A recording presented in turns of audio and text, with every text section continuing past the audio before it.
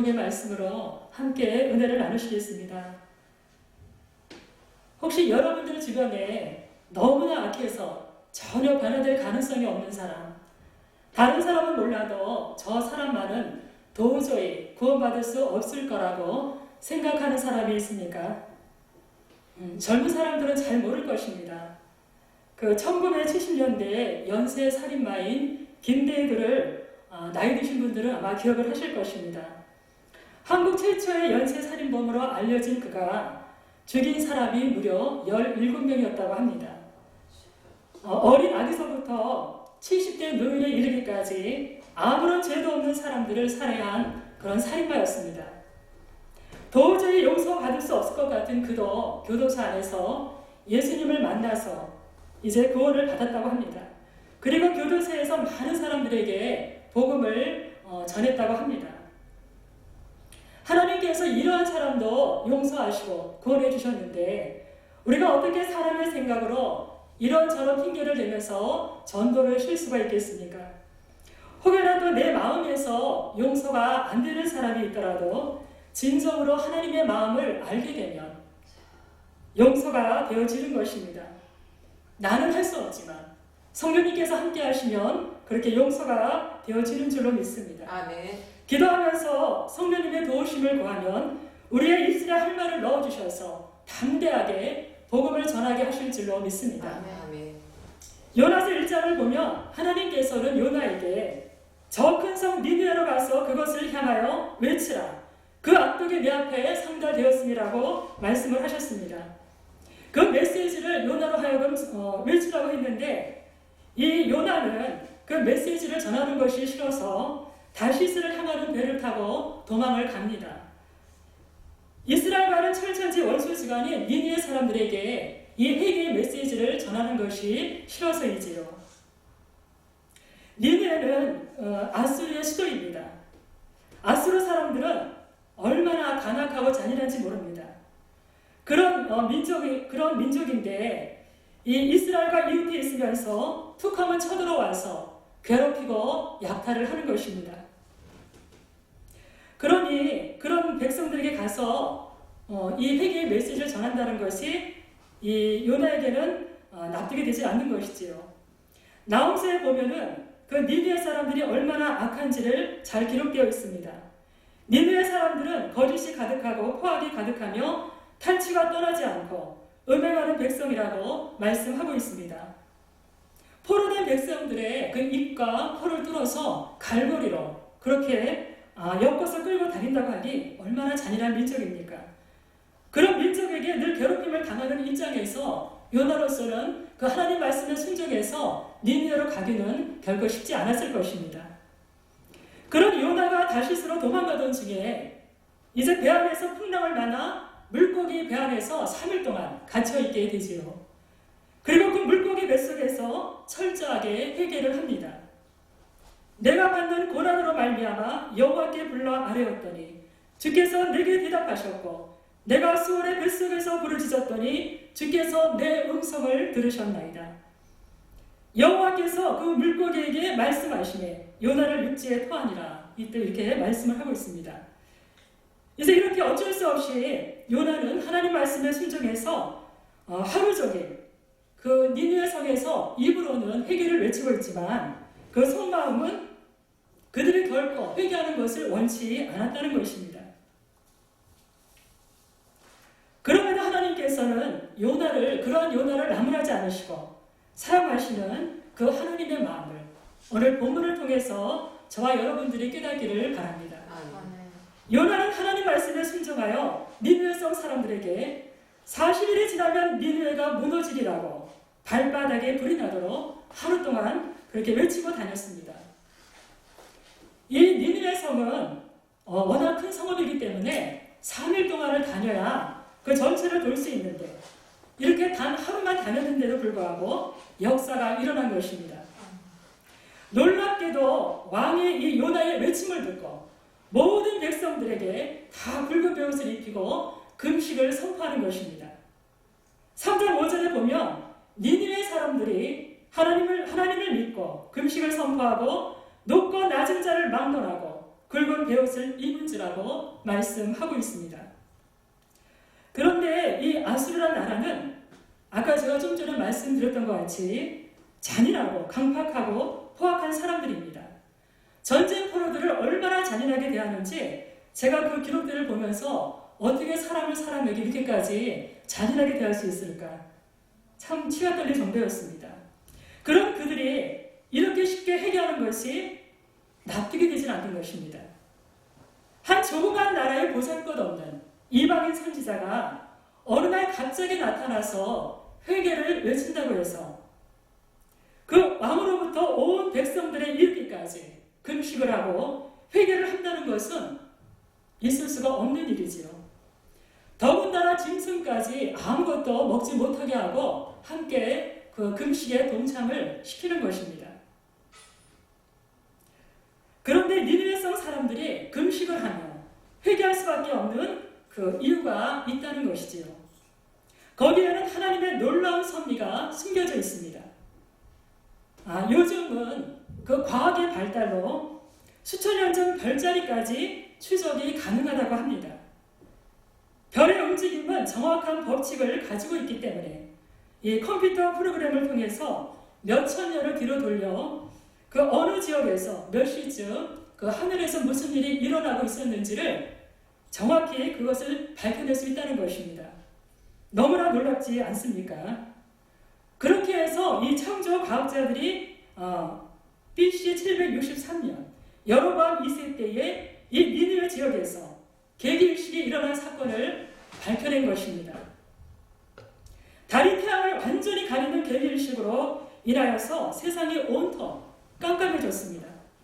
태양을 신으로 섬겼던 니느웨 사람들은 아무런 영문도 모른 채 이러한 일을 당했으니 얼마나 공포스럽고 무서웠겠습니까? 이때 요나가 40일이 지나서 니느웨가 멸망할 것이라는 이 외침이 이 사건과 절묘하게 맞아떨어졌다는 것입니다.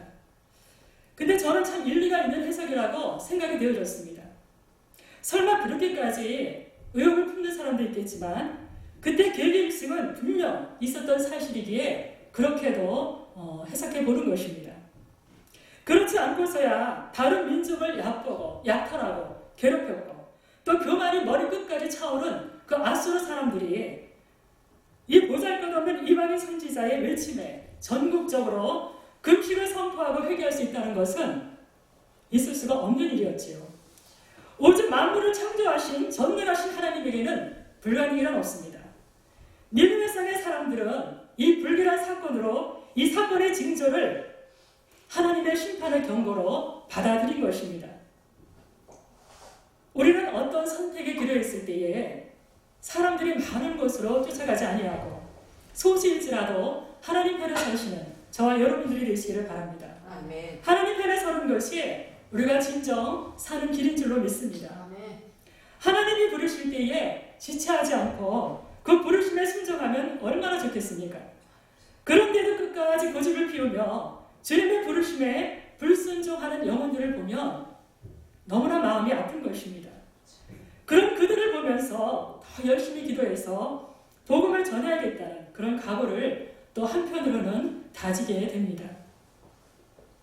저와 여러분들은 한 영혼을 천하보다 귀히 여기시는 우리 주님의 마음을 본받아서 한 영혼이라도 주님께로 인도하고자 하는 그 복음의 열정에 영혼에 대한 사랑이 불타오르시기를 바랍니다. 아멘. 복음의 열정을 가지고 최선을 다한다면 성령님께서 반드시 도와주실 줄로 믿습니다. 아멘. 또한 하나님의 마음이 우리 안에 부어지기를 위해서 사모하며 기도해야 합니다. 메밀 모상이라는 사자성어가 있지요. 그 의미를 아실 것입니다. 장민백의 사람 인자의 만질모, 코끼리상, 이 메밀 모상의 의미는 어떤 그 의미가 담겨 있습니다. 옛날에 인도의 한 왕이 진리에 대해서 말하면서 코끼리 한 마리를 몰고 와서는 앞이 안 보이는 몇 명의 서경에게 이렇게 말합니다. 너희가 이 코끼리를 만져보고 각기 자기가 만져본 그 코끼리에 대해서 이 코끼리가 코끼리에서 말해보라는 것입니다. 그러자 제각기 엉뚱한 소리를 하는 것입니다. 코끼리의 상아를 만진 사람은 그 코끼리가 무같이 생겼다고 말하고, 또 귀를 만진 그 사람은 코끼리는 곡식을 까무를 때 그 사용하는 키같이 생겼다고 말하는 것입니다. 또 한 명의 소경은 자기가 만져보니 그 코끼리는 그 다리를 만져보니까 이 큰 절구 고이같이 생겼다고 또 말하는 것입니다. 우리는 누구나 자기가 알고 있는 것만큼만 이해하면서도 내가 알고 있는 것이 전부이냐, 그것을 고집한다는 것이지요. 그러니 우리는 하나님을 전능하신 하나님이라고 말하고는 있지만 그분의 전능하심에 대해서 우리가 얼마나 알고 말하고 있는 것인지, 안다고 한들 무엇을 얼마나 올바로 알고 있는지를 다시 한번 깊이 생각해 봐야 할 것입니다. 그래서 우리는 내가 옳다고 강하게 주장하는 것도 조심해야 하고, 언제나 오르신 하나님 앞에 절대적 순종만이 우리의 할 일이요 사명인 줄로 믿습니다. 아마 부름받아 나서는이라는 찬양을 아실 것입니다. 2절 가사가 이렇지요. 아굴굴자 빈들에도 복음 들고 가오리다. 소돔 같은 거리에도 사람 안고 찾아가서 제가 잘 못 부르지요. 이 아굴굴자 빈들, 또 소돔 같은 거리, 이 거리를 우리 주님께서 여러분들에게 가서 복음을 전하라고 하신다면 갈 준비가 되어 있습니까? 제가 아직도 생각나는 권사님이 계시는데 그분이 이런 말을 했습니다. 자기는 이 찬양을 부를 수가 없다는 것입니다. 왜 부를 수가 없냐면 만약 주님께서 그러한 곳으로 가라고 하신다면 자기는 갈 자신이 없다는 것입니다. 근데 가끔씩 그 권사님이 하신 말이 생각이 나는데 참 그렇습니다. 근데 이 아굴 골짜기는 어떠한 골짜기입니까? 죄를 범한 아간과 그 일가족이 처형된 장소이지요. 뼈다귀와 해골만이 가득한 죽음의 골짜기입니다. 그러나 그보다는 이 바리새인들을 끝이란 무덤이라고 주님이 책망하신 것처럼 복음을 전해도 듣지 못하고 이 죄에 대해서 무감각한 너무나 심령이 메마르고 강팍한 마음이 아굴 골짜기 아닐까 싶습니다. 저와 여러분들은 하나님의 마음을 헤아리는 성령의 사람들로 아굴 골짜기를 옥토로 갈아엎는 이 시대를 깨우는 하나님의 충성스러운 종들이 다 되시기를 주님의 이름으로 축복합니다. 아멘. 창세전부터 계기 일식을 계획하신 것처럼 우주 만물을 운행하시는 하나님의 계획과 섭리는 한치의 오차도 없이 너무나 정확하게 이루어져 간다는 사실을 믿으시기 바랍니다. 이런 전능하신 하나님을 나의 아버지라 부를 수 있는 이 특권이 우리에게 얼마나 큰 위로와 힘과 소망이 되는지 모릅니다. 그런데도 요나는 여전히 그 편협한 자기 중심에서 하나님이 하신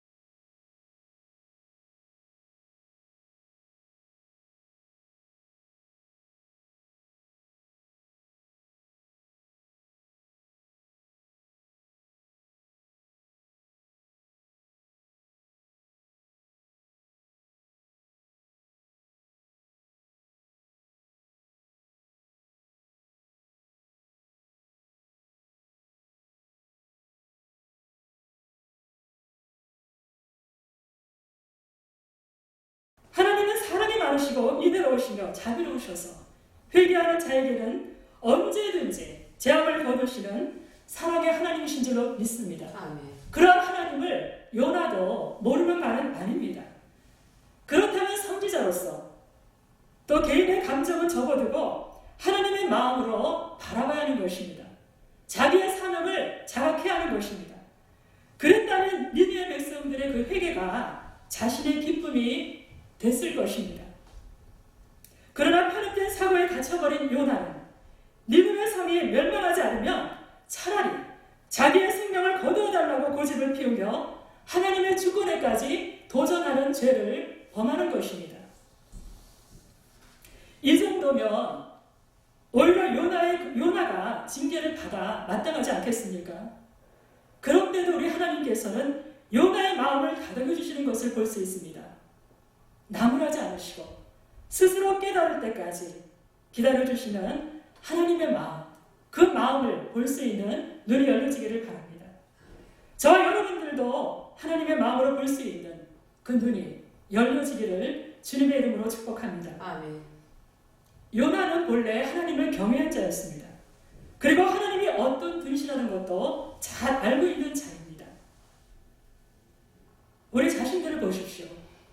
누구든 과거에 내가 어떤 사람인가 그건 별로 중요하지 않습니다. 지금의 내가 하나님 앞에서 어떤 사람인가 그것이 중요합니다. 하나님을 바라보지 않고 사람을 바라보고 나를 바라보고 환경을 바라보면 누구나 예외 없이 잘못된 길로 가고 있는 것입니다. 요나는 이제는 그들의 회개함으로 심판이 거두어지는 것을 보니 뭐라고 말합니까? 차라리 죽는 것이 낫다고 죽기를 청하는 그런 요나의 모습을 보면서 이 또한 우리의 모습이 아닐까 싶습니다. 하나님의 마음을 알지 못하고 하나님의 은혜를 깨닫지 못하면 어느새 감사를 잊어버리게 됩니다. 그리고 불평, 불만을 쉽게 하는 요나처럼 우리의 모습도 그렇게 될 수밖에 없다는 것입니다.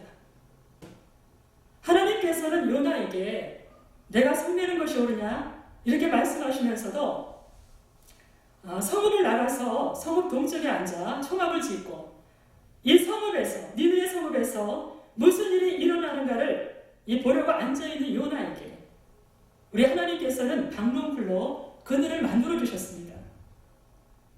혹시나 니느웨 성이 멸망하지는 않을까 지켜보는 그 요나의 모습, 그런 요나에게 하나님께서는 이 방론불로 그늘을 만들어 주신 이유가 무엇입니까? 물론 성경에는 요나의 괴로움을 명하게 하려 하심이라고 말씀하고 있습니다. 그러나 거기에는 하나님의 기쁘신 뜻이 담겨 있음을 알아야 합니다. 요나의 괴로움이 무엇입니까? 태양이 머리를 조이니 뜨거워서 견딜 수 없는 것이 지금 육체적인 괴로움입니다. 그러나 멸망하기를 바랬던 니느웨 성의 사람들이 회개하여 멀쩡하는 것이 요나의 더 큰 괴로움인 것입니다. 하나님께서 그의 육체적인 괴로움을 면하게 해주시려고 방론불로 그늘을 만들어는 주셨지만 더 나아가 그 방론불로 인해서 니느웨 성에 죽어가는 영혼을 불쌍히 여기시는 그들을 구원하시려는 하나님의 마음을 깨닫기를 원하셨던 것입니다. 요나는 자신의 편협된 사고 안에 갇혀 있으니 그런 하나님의 마음을 알 리가 없는 것입니다. 그러니 요나는 단순히 뜨거운 태양열을 피할 수 있어 기뻤을 뿐입니다. 벌레가 방론불을 갉아먹고 시들게 되니 뜨거운 동풍에 정신까지 혼미해져서 사는 것보다 죽는 것이 낫구나 또 이렇게 불평하는 것입니다. 이 당시의 뜨거운 동풍은 그 시로코라 불리는 열풍입니다. 일사병을 유발할 정도로 매섭고도 타는 듯한 그런 열기를 가지고 있다고 하니 이 요나가 정신이 혼미해진 이유도 알 것도 같습니다. 이처럼 감사가 없고 불평 불만으로 가득한 요나에게 하나님은 내가 이 방론불 때문에 성내는 것이 어찌 옳으냐 이렇게 말씀을 하시니 요나가 또 말대답을 합니다. 내가 성내어 죽기까지 할지라도 옳으니이다. 이런 요나의 모습을 보면서 이런 선지자는 직무태만으로 징계를 해도 할 말이 없는 상황입니다. 그럼에도 하나님께서는 영혼을 긍휼히 여기시고 구원하시려는 하나님의 마음을 알 때까지 요나를 기다려 주시는 것을 볼 수 있습니다. 저도 저의 살아온 날들을 이렇게 되돌아보면 하나님께서 얼마나 많이 참아주시고 기다려주셨는가를 생각해 봅니다. 그렇지 않았다면 나의 인생은 어떻게 되었을까? 또 지금도 여전히 나를 참아주시고 기다려주시는 그 하나님의 사랑을 느끼면서 한편으로는 너무나 감사한 것입니다. 저뿐만 아니라 여러분들도 아마 마찬가지이실 것입니다. 하나님의 마음을 알지 못하면 그게 인간적인 그 편협된 사고에 갇혀 살아갈 수밖에 없는 것입니다. 기도하면서 성령님의 도우심을 구하시길 바랍니다. 아멘. 성령님의 도우심으로 하나님의 마음으로 바라볼 때에 저와 여러분들은 영혼을 위하여 주신 사명을 감당하는 자리에 있게 되는 줄로 믿습니다. 아멘. 하나님께서는 요나에게 결정적인 말씀을 하십니다.